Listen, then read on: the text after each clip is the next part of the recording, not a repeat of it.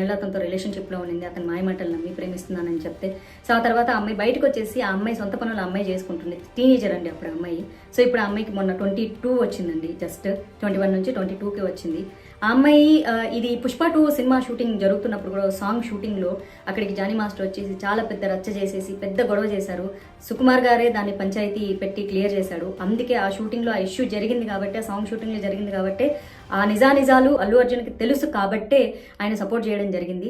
At the same time ఆ cinema unit నుంచి information తీసుకున్నారు కాబట్టి మొన్న ఫిల్మ్ ఛాంబర్లో మీటింగ్ కూడా పెట్టడం జరిగింది.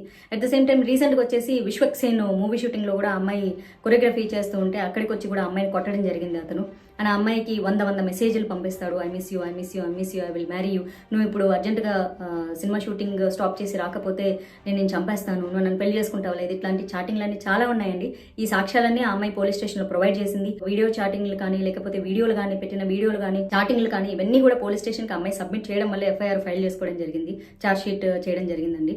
సో దయచేసి ప్లీజ్ ఒక ఆడపిల్లని ఆ అమ్మాయికి ఇష్టం లేకుండా పెళ్లి చేసుకో, I love you, I miss you, లేకపోతే వచ్చి కొడతా అని సినిమా షూటింగ్లోకి వచ్చి ఆపేసేసి ఆ అమ్మాయికి వచ్చిన 2-3 సినిమాలు కొరియోగ్రఫీ చేసుకుంటుంటే వచ్చి ఆ అమ్మాయి సినిమా షూటింగ్లను ఆపిచ్చేసి ప్రొడ్యూసర్లతో సినిమాలు క్యాన్సిల్ చేయించారండి. తెలుసా అండి మీకు? సినిమా ఇండస్ట్రీలో ఉన్నానండి నేను.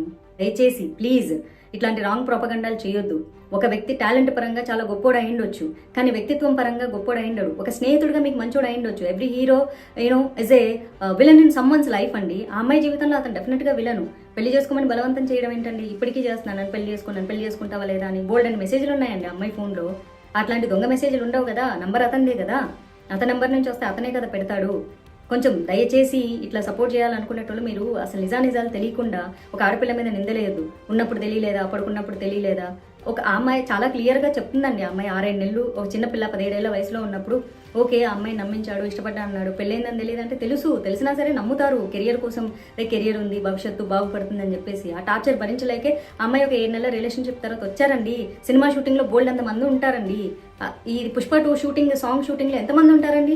ఆ రచ్చ చేసినప్పుడు అందరూ చూసారు. అక్కడ రీసెంట్గా విశ్వక్సేన్ సినిమా షూటింగ్ సాంగ్ షూటింగ్లో కూడా ఇదే రచ్చ జరిగింది. అక్కడ షూటింగ్లో కూడా అందరూ ఉన్నారు. అందరికీ తెలిసి అందరి దగ్గర ఇన్ఫర్మేషన్లు తీసుకున్న తర్వాతే మన ఫిల్మ్ ఛాంబర్లో మీటింగ్ పెట్టడం జరిగింది. అందుకే అతన్ని సస్పెండ్ చేశారు. ఊరికే సస్పెండ్ చేస్తారండి?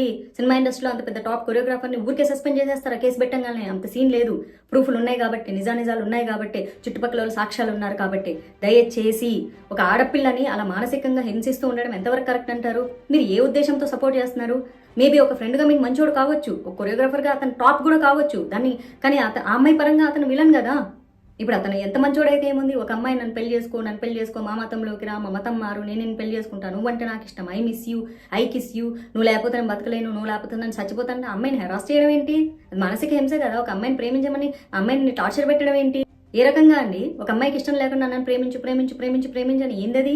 నువ్వు ప్రేమించకపోతే కొడతా, చంపేస్తా, ఇట్లాంటి మెసేజ్లన్నీ ఉన్నాయి అమ్మాయి ఫోన్లో. చూసారా? అవన్నీ ఏవి క్రియేట్ చేసినవి కాదు కదా ఫేక్గా.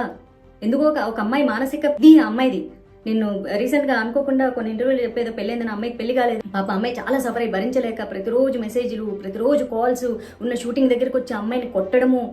ఒక మెసేజ్ ఉందండి, ఇప్పుడు నువ్వు షూటింగ్ ఆపేసి వస్తావా లేదా, వచ్చి నన్ను కలుస్తావా లేదా, లేకపోతే I will come and slab you అని ఉంది.